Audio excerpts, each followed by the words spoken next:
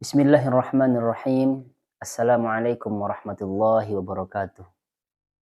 Alhamdulillahirabbil alamin wassalatu wassalamu ala asrafil anbiya'i wal mursalin wa ala alihim wa sahbihim ajma'in. Allahumma shalli ala sayyidina Muhammad wa ala ali sayyidina Muhammad. Alhamdulillah, para hadirin yang dirahmati Allah Subhanahu wa taala. Pada kesempatan ini kita akan lanjutkan kajian kita pada kitab Bulughul Maram, di mana pada kesempatan ini kita akan membahas tentang bab cara membersihkan bejana yang dijilat oleh anjing. Hadis ke-12, An Abi Hurairah radhiyallahu an qala qala Rasulullah sallallahu alaihi wasallam, tahuru ina'i ahadikum idza walagha fihi al-kalb ay yagtasilahu sab'a marrat ulahun nabit turab. Dari Abu Hurairah radhiyallahu an, dia berkata, Rasulullah shallallahu alaihi wasallam bersabda, sucinya bejana salah seorang dari kamu jika anjing telah menjilatnya, yaitu dengan mencucinya sebanyak 7 kali. Nah, dan cucian pertamanya menggunakan tanah. Nah, ini ya hadisnya diriwayatkan oleh Imam Muslim.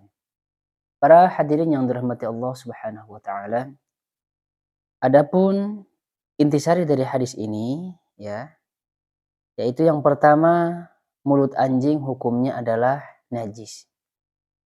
Karena Rasulullah Shallallahu alaihi wasallam memerintahkan agar wadah yang dijilat oleh anjing tersebut dicuci sebanyak 7 kali ya. Dan cucian pertamanya menggunakan tanah ya. Kemudian yang kedua, najis pada anjing ialah najis yang bersifat najisnya bersifat yang paling berat ya. Gitu. Yang kedua, kita ulang ya. Najis pada anjing ialah najis yang bersifat paling berat. Gitu. Yang ketiga, wajib mencuci wadah yang dijilat anjing sebanyak 7 kali. Salah satu bilasannya adalah dengan tanah. Apabila pencucian dilakukan kurang dari 7 kali, maka ia tidak sah atau tidak mencukupi.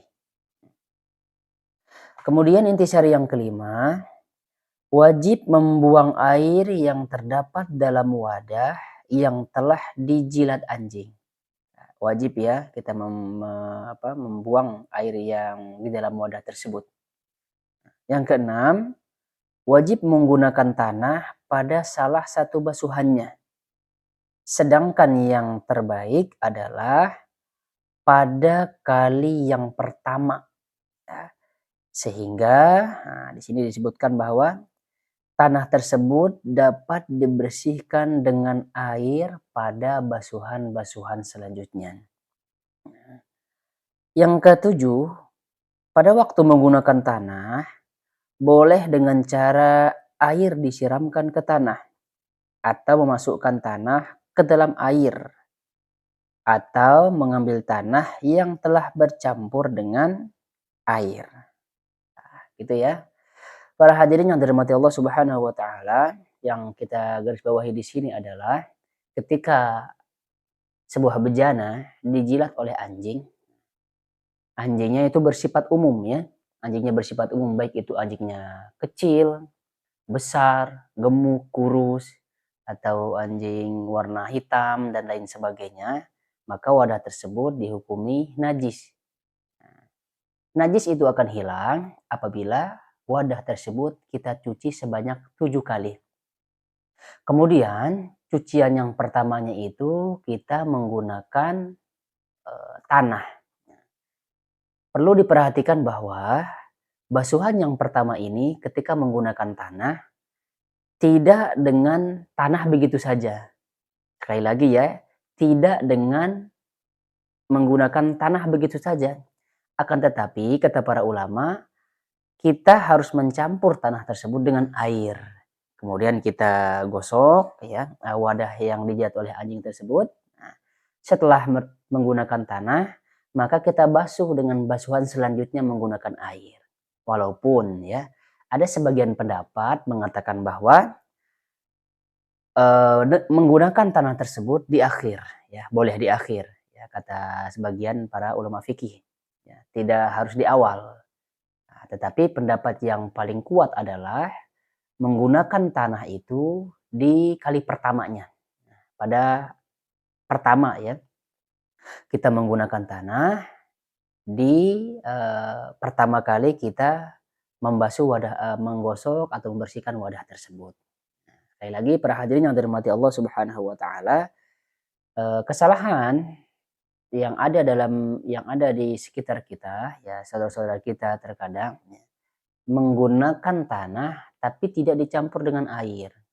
Nah, seharusnya kata para ulama, basuhan pertama itu dengan menggunakan tanah dengan catatan tanah tersebut digabungkan dengan air. Nah, atau dicampur dengan air. Nah, kemudian digosok. Nah, kemudian basuhan selanjutnya kita menggunakan air sampai ke 7. Nah, setelah demikian, maka wadah tersebut bebas dari najis. Nah, terutama jilatan anjing tersebut. Ketika ada pertanyaan, bagaimana kalau misalkan anjing yang dipakai untuk berburu, apakah harus dibasuh juga buruannya tersebut dengan 7 kali basuhan? Pengecualian oleh para ulama fikih, yaitu apabila anjing itu digunakan untuk berburu, maka tidak perlu mencuci hasil buruannya tersebut sebanyak 7 kali. Apa hikmahnya? Nah, hikmahnya kata para ulama fikih adalah inilah salah satu bentuk kemudahan syariat Islam. Ya, dikecualikan ya. Kalau misalkan anjing buruan tersebut, dia mendapatkan buruannya, maka buruannya itu tidak perlu dicuci sebanyak 7 kali. Begitu ya para hadirin.